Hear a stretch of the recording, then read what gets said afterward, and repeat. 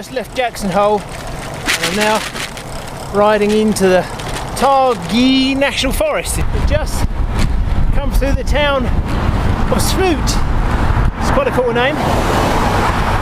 Unfortunately this afternoon the wind has blown up and I had a stinking headwind. It's really making me work for my supper. Hopefully tomorrow won't be so bad. We shall see. Just woken up. It's been a thick frost. Look at that on the poor old bike. And we have a new world record. Minus 6.7 degrees last night. It's still minus 5 now. Excellent. This is such a perishingly cold morning that I've got an excellent downhill now, but I've had to slow right down on the brakes because it's too damn cold. It's cutting right through me, which is a bit of a pain because it's quite nice flying down hills and the tarmac's perfect, but oh boy, it's cold. After my minus 6.7 record last night, I could do with a nice hot coffee and a nice cafe somewhere, but I think I've got to ride 20 miles before that happens. Ever get the feeling that you're in the middle of nowhere? Well, that's the feeling I'm getting now, because there's nothing going on here. No cars, no people, no nothing. It's actually really nice, dead quiet. Wow, very cool. Just climbing up over Logan Pass from Garden City. I think this is going to be a long push. Maybe a couple of hours, I'm not sure how far it is, but I've got a sneaking suspicion it might be about 10 miles push to the top, so I've got a long walk ahead of me. But it's a very bright and clear day. Cold though, and it's going to get colder the further I go up, but that's okay. Onwards and upwards. It's taken about an hour's pushing to get to this point. We've come from right down there by the lake, but I say, unfortunately, it still goes up. Fingers crossed. It's a steep climb for the first part, and then I get 30 miles of downhill. That's what I'm hoping in my mind anyway. It's now an hour and a half later, and I think I'm hoping like mad that I'm at the top, but it does go down around the corner here, the road, and well, there is another ridge line over there, so hopefully I don't have to go over that as well, because that would be heartbreaking. Thankfully, once over the summit, my long-awaited downhill begins. Yet another big climb, heading out of Logan City. This should be the last one before Salt Lake City now. I'll be glad to get over this and have a good few days of riding down into valleys.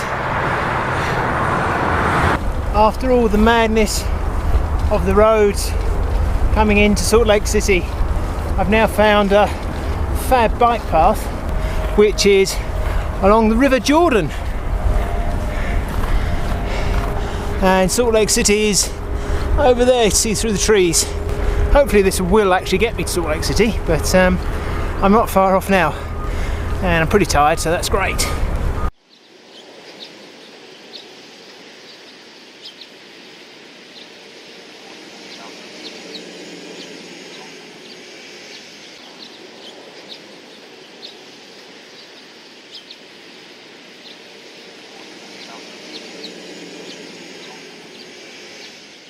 I'm on a horrible, crappy road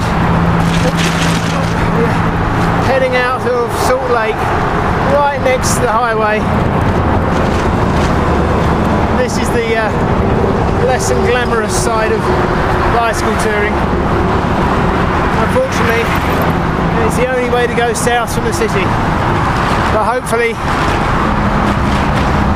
this frontage road will take me away from here fairly soon. This is horrible. Well, I'm about 30 miles south of Salt Lake City now, and I'm happy to say that the traffic has eased off, although it is still quite busy. But there's a nice big bike lane, and Salt Lake was interesting. I can't say I didn't really get under the skin of the city, and it's a shame I didn't get to see the Museum of Speed, but they were closed and there's no information on the useless website, and they don't answer their emails, so what can I do? But yeah, next stop, Bryce and Zion and Grand Canyon, so let's get further south into the desert and see these cool places. I'm looking forward to it. I've just had a wonderful night, which I spent with the family, just about 5-10 miles back up the road here. I met Ryan when I was looking for somewhere to camp, and he was on his motorbike, and he invited me to come and stay with the family for the night. I had a wonderful meal last night, great breakfast, and the whole family came down and said hello, which was lovely, really, really nice, and I've slept very soundly on a nice soft bed. So that was just one of the lovely experiences that you can have on the road. I'm late at night looking for somewhere to stay, then all of a sudden I've got a bed for the night and welcomed into someone's home, and that was really nice and much appreciated. But now it's back to the road. Got a howling headwind, and yeah, south again. Keep going south, and roll on Bryce Canyon in Zion. Another day done, and I'm in the tent now, camped up. Again, I seem to be near the highway, which is a bit noisy, but it's a nice camping spot. I did think I'd been spotted when I came on here, but no one's come, so hopefully it's going to be alright. I'm not going to get chased off, because that would be a pain. Off out in the middle of nowhere again, and it's nice being amongst the mountains. There's lots of space, not much traffic, nice wide shoulder, good quality road. Yeah, this is great. Hopefully in a couple of days I should be in Bryce and then Zion Canyons, and then after that Grand Canyon. So just got to keep on pedalling. I think I've made a small error somewhere with my navigation. I wasn't looking at the Garmin, and it would appear that the road has kind of decayed somewhat. There was, I admit, a road closed sign, which I ignored, but I can see a big road over there, but hopefully this will get me back onto there. I'm now finally a few days away from Zion and Bryce Canyons. It's been a tough few days actually since Salt Lake City. I kind of lost my mojo for the ride a little bit, but I had a day off yesterday, and today I'm feeling great. The wind's on my back, I found a great bike path, so actually it's great, and just look at this scenery, it's absolutely glorious. I just went into a town, a very small town called Marysville, and what a contrast. Most of the shop, well, everything was shut except for the roadhouse, and let's say they weren't the friendliest bunch, I've got to say. Two dim-witted girls kind of looking at the sky most of the time, and but there you go. Horses for courses. It's a big contrast because everyone here are miserable. They do stand out, but I guess it must be quite boring being there, so maybe that's why. Oh well, onwards and downwards actually. This is a heavenly place to camp. The only small thing I've just noticed is that over here there's a pile of bones. I'm hoping that they're not human, otherwise this may be goodbye. Just made it to Zion National Park. So good to be here, and the mountains look fantastic. Can't wait to just get down a bit further into the park and have a good explore. That'll be for the next few days, so can't wait. It's just starting to rain with hail and snow.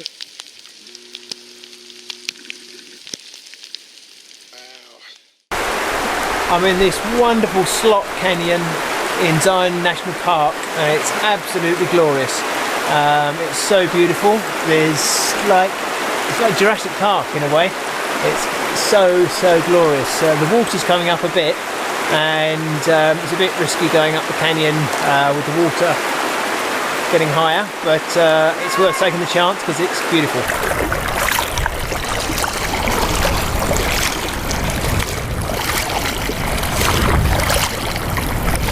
So back.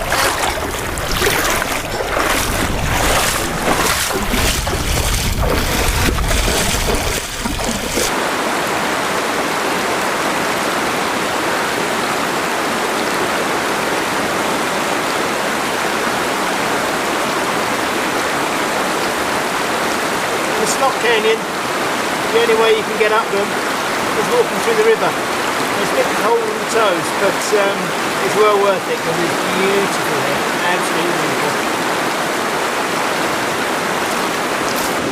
Coming on these adventures, you never know what you're going to end up seeing, and today has been one of those days when words can't express how you feel when you see such incredible scenery. This canyon is glorious. If in your lifetime you ever want to see something which is beautiful, wonderful, take your breath away, come to Zion Canyon in Utah, USA, because it's wonderful. It's really wonderful. I can't put it into words. And it's very cold in the feet as well. Just rolling out of Zion Canyon now. It's been absolutely glorious there, but time to hit the road. And now it's Grand Canyon, here we come. Looking forward to that a lot, but yeah, loved Zion National Park. Absolutely loved it. Back to the road.